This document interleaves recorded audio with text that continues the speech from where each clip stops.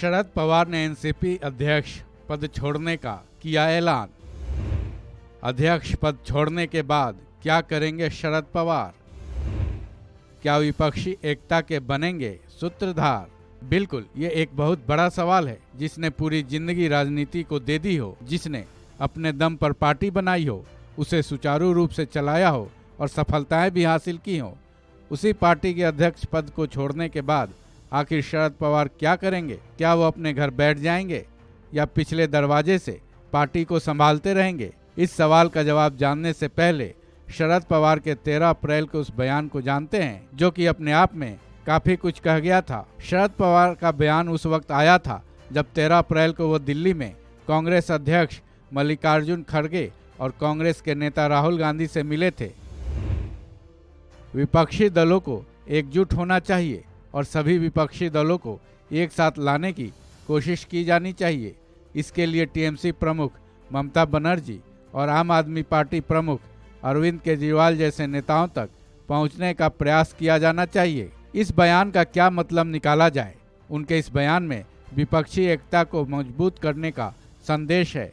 तो क्या अब शरद पवार विपक्षी एकता को मजबूत करने की राह पर चलेंगे? राजनीति के जानकारों का मानना है कि ऐसा इसलिए भी संभव हो सकता है क्योंकि लोकसभा चुनाव नजदीक है, लेकिन विपक्ष में फिलहाल वो मजबूती नहीं दिख रही है जिससे कि 2024 में होने वाले लोकसभा चुनाव में वो बीजेपी को टक्कर दे सके। वहीं पिछले चुनाव में विपक्षी एकता पूरी तरह से गठबंधित नहीं दिखी थी। बीबीसी की खबर के मुताबिक शरद पवार विपक्षी एकता के बड़े महत्वपूर्ण सूत्रधार के रूप में उभर सकते हैं। बीबीसी की रिपोर्ट के मुताबिक वरिष्ठ राजनीतिक पत्रकार नीरजा चौधरी का मानना है कि शरद पवार में वो दम है कि वो पार्टियों को एकजुट कर सकते हैं। इसका एक उदाहरण वो 2019 में दे भी चुके हैं जब वो कांग्रेस और शिवसेना को एक पटल पर ले आए थे। यानी वो एक नए गठबंधन को एक साथ जोड़ने में बड़ी भूमिका निभाने का मादा रखते हैं। वहीं राहुल गांधी भी गठबंधन के बारे में पहले ही कह चुके हैं कि वो इस बात पर अड़े नहीं रहेंगे कि विपक्षी एकता का लीडरशिप कांग्रेस ही करे। ऐसे में अगर शरद पवार विपक्षी एकता को एकजुट करने की तरफ कदम बढ़ाते हैं तो ऐसे में ये उम्मीद जताई जा रही है कि उन्हें अपोजिशन पार्टीज में सम्मान भी मिलेगा। साथ ही वो केसीआर और नवीन पटनायक जैसे नेताओं को भी साथ लाकर गठबंधन का हिस्सा बना सकते हैं। वरिष्ठ पत्रकार नीरजा चौधरी के मुताबिक शरद पवार ने एनसीपी पद से इस्तीफा देकर राजनीतिक दलों में ये भी संदेश देने की कोशिश की है कि वो बीजेपी में नहीं जा रहे हैं। इस बात का भी फायदा उन्हें उनकी इस राह में मिलने वाला है।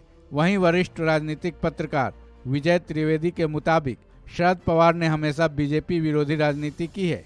ऐसे में वो विपक्षी एकता के लिए ज़्यादा कारगर साबित हो सकते हैं। साथ ही उनका ये भी कहना है कि विपक्षी एकता के लिए शरद पवार को हमेशा से ही एक बड़े नेता के तौर पर देखा गया है।